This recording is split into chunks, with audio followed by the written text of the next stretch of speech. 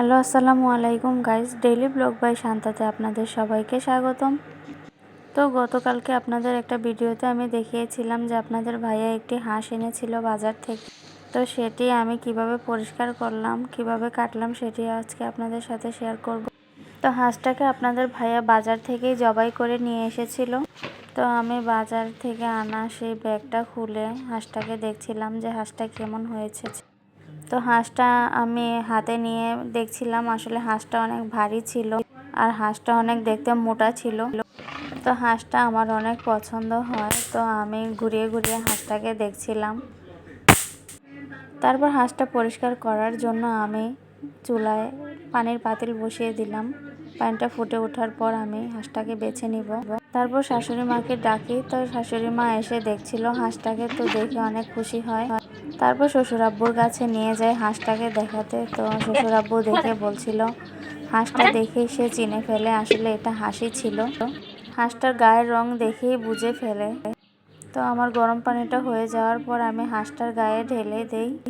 তো হাঁসটাকে ভালো করে ভিজিয়ে নিচ্ছিলাম আর দেখছিলাম যে ভালো করে গরম পানিটা হাঁসের গায়ে লেগেছে কিনা। তো দেখেন কি সুন্দর করে গায়ের পশমগুলো উঠে যাচ্ছে। তো আগে মা খালাদের কাছ থেকে শুনতাম যে হাঁস পরিষ্কার করার সময় নাকি কথা বললে হাঁসের গায়ের পশম বেড়ে যায়।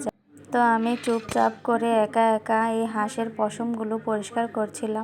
প্রথমে আমি পায়ের চামড়াটা পরিষ্কার করে নিচ্ছিলাম। গরম পানি লাগা মাত্রই দেখা যায় যে পায়ের চামড়াটা আলাদা হয়ে গেছে। পরিষ্কার করাটা অনেক ভালো লাগছিল। হাঁসের পশমগুলো এত সুন্দর করে পরিষ্কার হচ্ছিল যে আমার পরিষ্কার করতেও ভালো লাগছিল।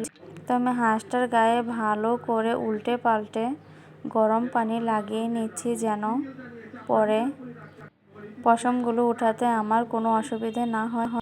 তো এখন আমি গরম পানিটাকে হাঁস থেকে আলাদা করে ফেলবো, কারণ হাঁসটা বেশি গরম পানি দিলে আবার দেখা যাবে মাংসটা সেদ্ধ হয়ে যাবে।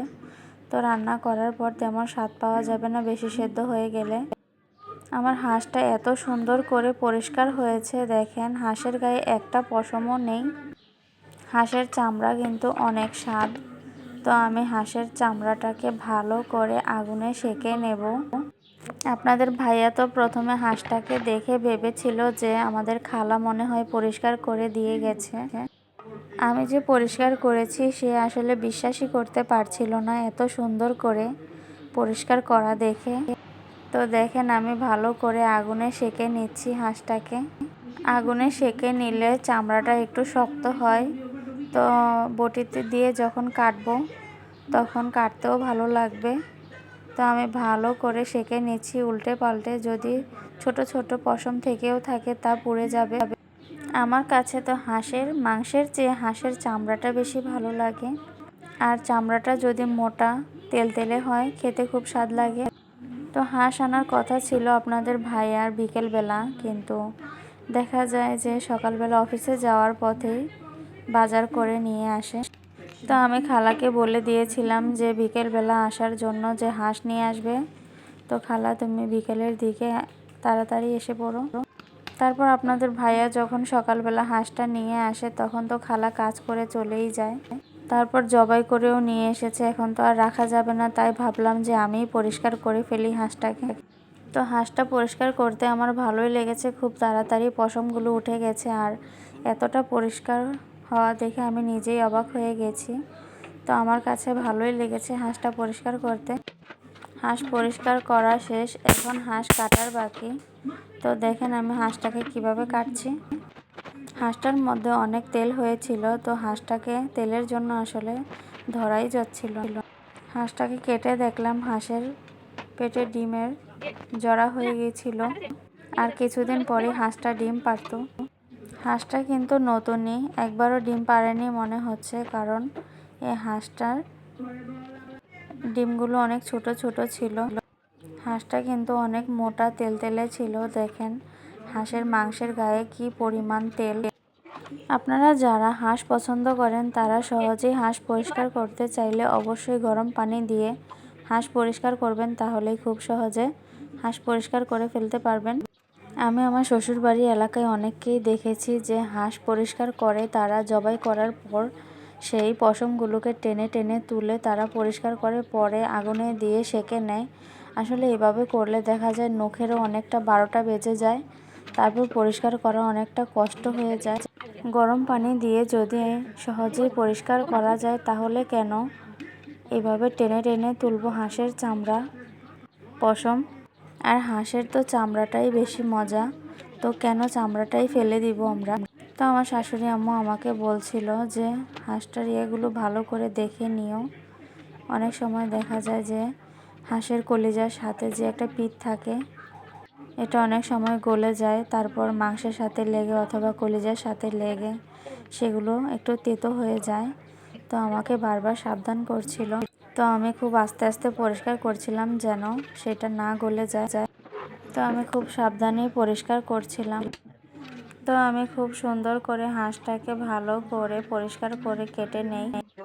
হাঁস, মুরগি এগুলো কাটতে আমার ভালোই লাগে, তো আমি এগুলো খুব সহজেই কাটতে পারি।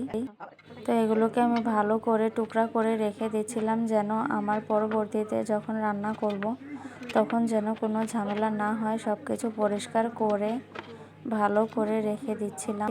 তারপর হাঁসের গলার ভিতরে দেখা যায় ভিতরে একটা রগের মতো কি থাকে, তো সেটাও পরিষ্কার করতে হয়। তো সেটাও আমি ভালো করে পরিষ্কার করে নিয়েছি। হাঁসের মধ্যে কি পরিমাণ তেল হয়েছে দেখেন, আমার হাত একদম তেলতেলে হয়ে গেছে। হাঁস অনেকেই পছন্দ করেন যারা পরিষ্কার করা এবং কাটার ঝামেলার জন্য খেতে চান না, তারা অবশ্যই আমার ভিডিওটা দেখবেন। তাহলেই আপনারা খুব সহজে হাঁস পরিষ্কার করতেও পারবেন, আবার কাটতেও পারবেন। হাঁসের গিলাটা একটু শক্ত থাকে, তো সেই ময়লাটা পরিষ্কার করে আমি ধীরে ধীরে ওইটার চামড়াটা উঠিয়ে নেই। তো আমার কাছে অনেক ভালোই লাগে হাঁস কাটতে। তো হাঁসটা কাটার পর আমি পরিমাপ করছিলাম এখানে কতটুকু মাংস হবে। আমার কাছে মনে হয়েছে যে 1.5 কেজির মতন মাংস হবে। তো হাঁসটা কেনা অনেকটাই ভালো হয়েছিল, লাভবানই হয়েছে মনে হচ্ছে। তো দেখেন আমার এই হাঁসের মাংসটা কতখানি হয়েছে। তো আমার সম্পূর্ণ ভিডিওটি দেখার জন্য আপনাদেরকে অসংখ্য ধন্যবাদ। সবাই ভালো থাকবেন, সুস্থ থাকবেন, আর আমার ভিডিও দেখে আমাকে সাপোর্ট করবেন। তো সবাই ভালো থাকবেন। আসসালামু আলাইকুম।